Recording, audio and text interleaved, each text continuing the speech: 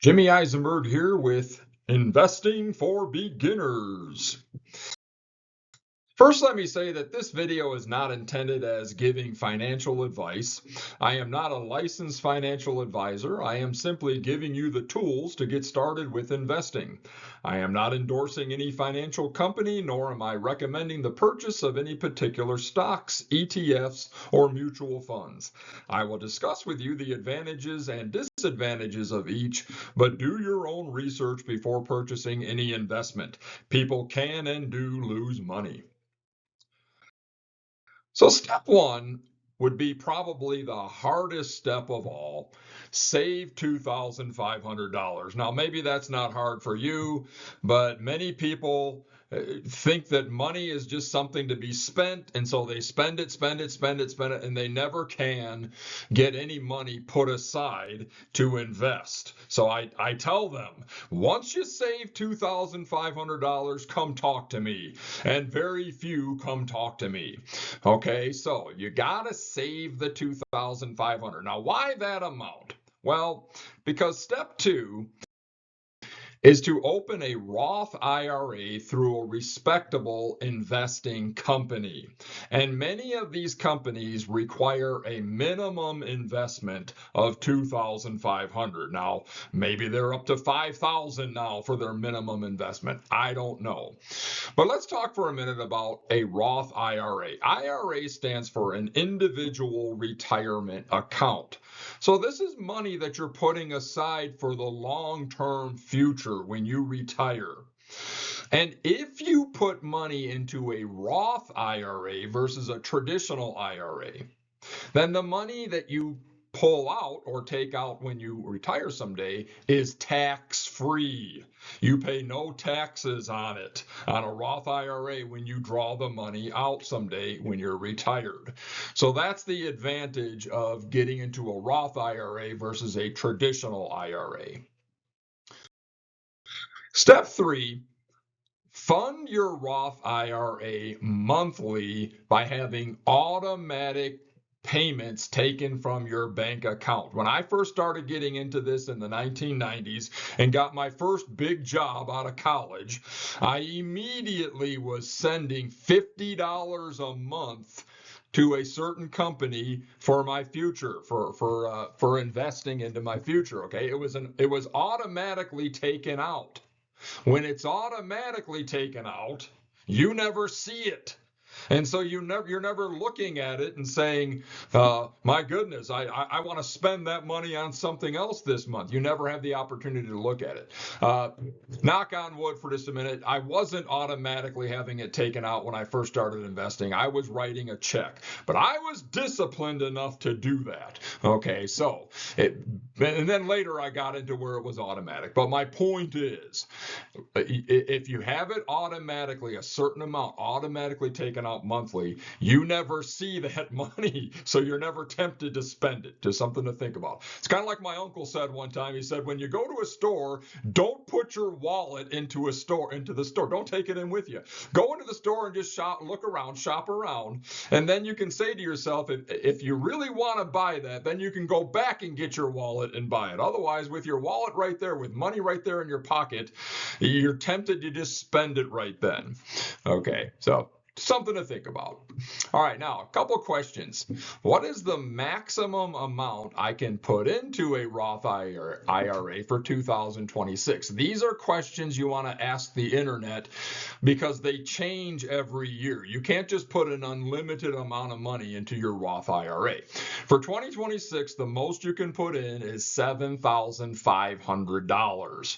So you start out with the initial 2,500. I was trying to get back to that previous slide. That's okay. You put it in the initial 2,500, then you fund the rest monthly so that year by year, the maximum that's put in is 7,500, but that's only for 2026. Next year in 2027, it might go up to 8,000 that you can put in. Then in 2028, it might go up to 8,500 or 9,000 or something. Now, with a Roth IRA, you can't make too much money. It's designed for little people like us who don't make billions and billions of dollars, so that we can get that tax-free advantage when we draw it out someday at retirement. So what is the maximum? The question I have at the bottom there, what is the maximum I can earn to qualify for a Roth IRA in 2026? It's $153,000. So if you're not planning on making $153,000 this year, yeah, you can give an investment company $7,500 of your money to fund your Roth IRA during 2026. 2027, it's going to change. The maximum amount you can earn is going to change in 2027. So year by year, you got to keep up with those barriers there. All right. So step 4 is you may be able to trade stocks, ETFs, and mutual funds through the same investment company. Now, this would be a separate account on top of your Roth IRA. You always want to go back, or start rather, you always want to start with that Roth IRA because that's the long-term future. Now, in the meantime, if you've got some money to invest, okay, and you want to just buy some individual stocks or mutual funds or ETFs, you might be able to do that through the same investment company, but you would open up a separate account with them. Okay. And how it works, again, you have to open an account with an investment company. It might be the same one. It might be something like Robinhood. Robinhood is one of those companies that you can trade stocks with online. E-Trade is one you can trade stocks with online. But other ones that also handle Roth IRAs, you can with as well. But you got to send them some money. You got to save up some money and get it started, okay?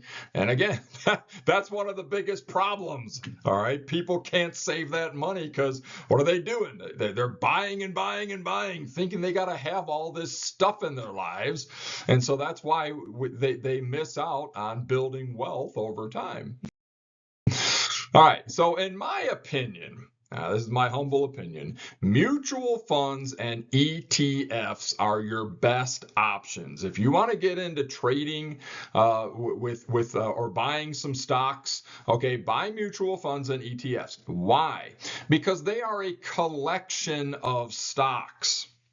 I have an example here of something at the top of that screen, a page. It says Fidelity Blue Chip Growth Fund. And by the way, when you do an IRA, you usually put your money into some kind of mutual fund. Okay, so your IRA is usually a mutual fund as well. All right, so here's Fidelity's Blue Chip Growth Fund, and look what it says. Top 10 holdings, NVIDIA, Apple, Google, which is called Alphabet, but you probably know it better as Google.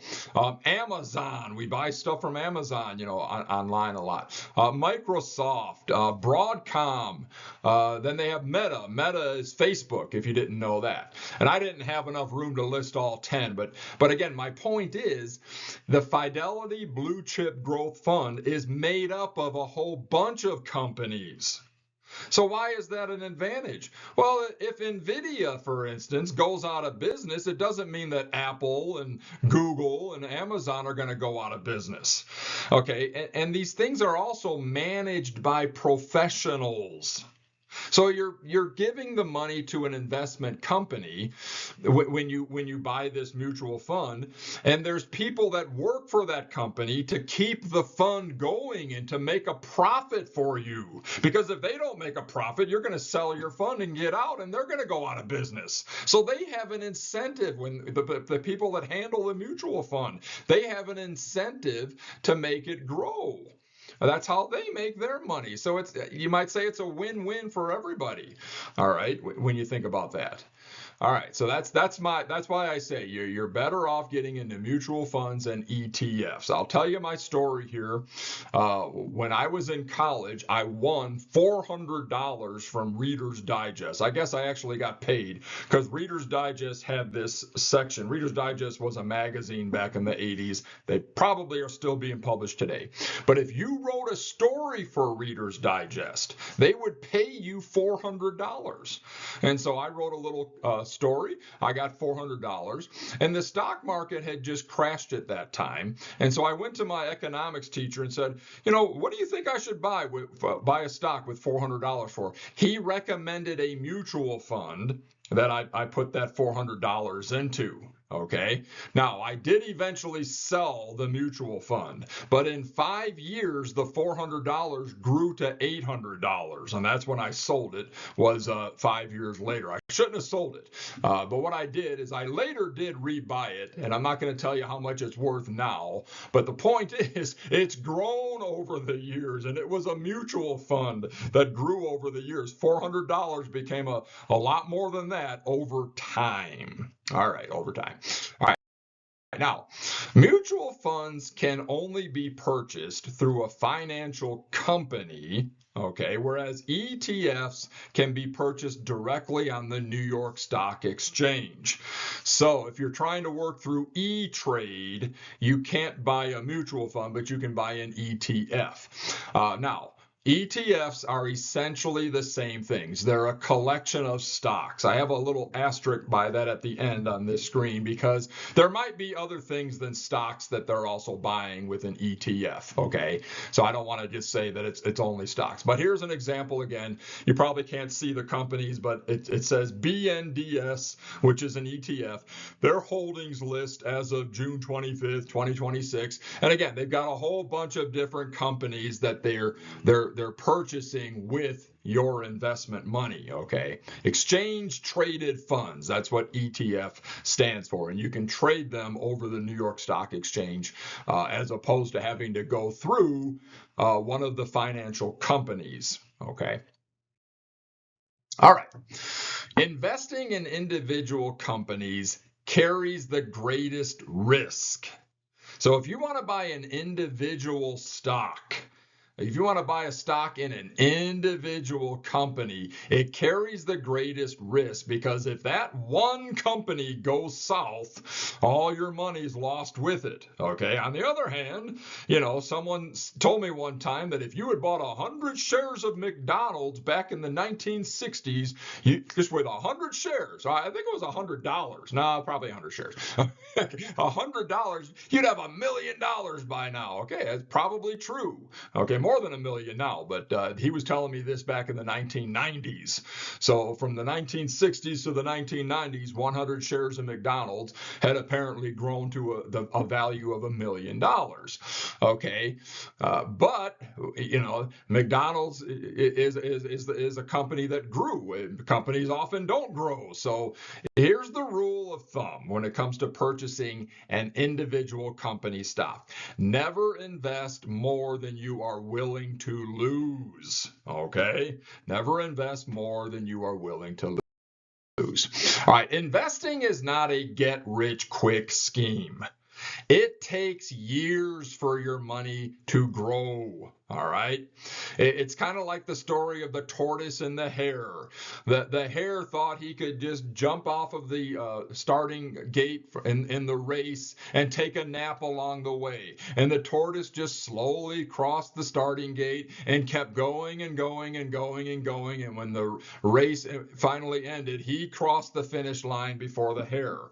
Okay. So it's not a get-rich scheme. It takes years for your money to grow. I caution you against purchasing anything that sounds too good to be true. Did you know that during the gold rush, the California gold rush of 1849, all these people were flocking to California thinking we're going to find gold and get rich quick?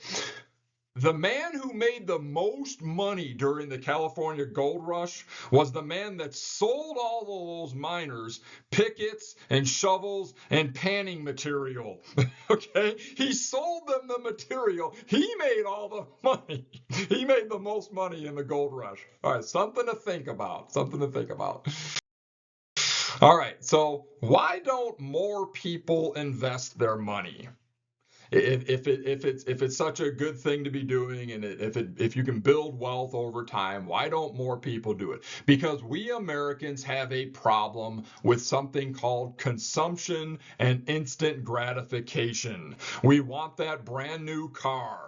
We want that big house. We want that latest iPhone. Okay, we want that latte cup of coffee that we spend $7 to $10 for, instead of doing what Jim Eisenberg does and drinking instant coffee. I probably spend 15 cents a day, maybe 25 cents a day on coffee, because I'm willing to drink instant coffee at home. And some people, I gotta have that latte from that fancy coffee shop, and spend all this money. And we do it all on a credit card. And credit cards, people think, well, I'm going to pay it off, and they don't. Okay, it can become a big trap. I have a credit card, but I'm very disciplined to make sure I'm not using it just as a buy anything I want kind of or a means to buy anything I want. I've got everything I want. And I also pay it off at the end of every month, and many people don't do that. They just look at it as a means of a tool to get what they want now, instead of thinking about the cost later. It's a trap. It really is. And a lot of companies design it to be a trap. All right. They didn't used to give credit cards to poor people. They only gave them to wealthy people in the beginning, when they were first coming onto the scene. I think in the 1950s, they came on the scene.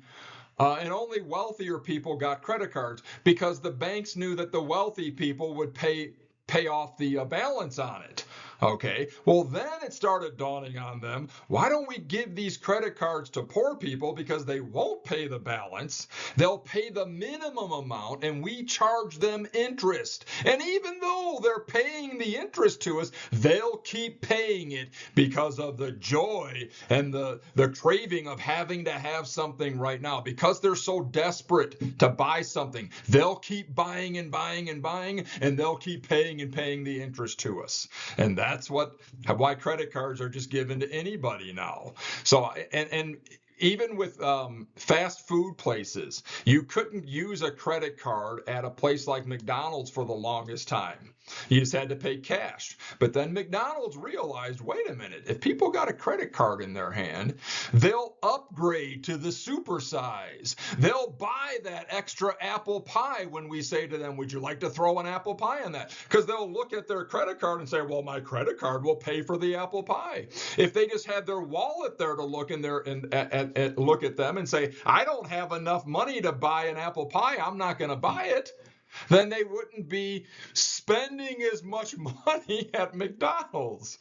So I'm saying all that to tell you this: stop playing their game. Okay, stop playing their game. Be the person who says, if I don't have the money for it, I don't buy it. If I don't need something, I don't purchase it. If I can purchase it cheaper somewhere else, do that. I still shop at Goodwill to these days, to this day. I got this shirt at Ross. Okay, I like getting bargains. I don't like spending more than I need to spend. Okay, so all that to say, why don't we invest more? Why don't more people invest their money? Because we Americans have a problem with something called consumption and instant gratification. If you can stop rethinking these ideas of money, then you will have money to invest, and hopefully, again, there's no guarantee, but hopefully build wealth over time. All right, thank you very much.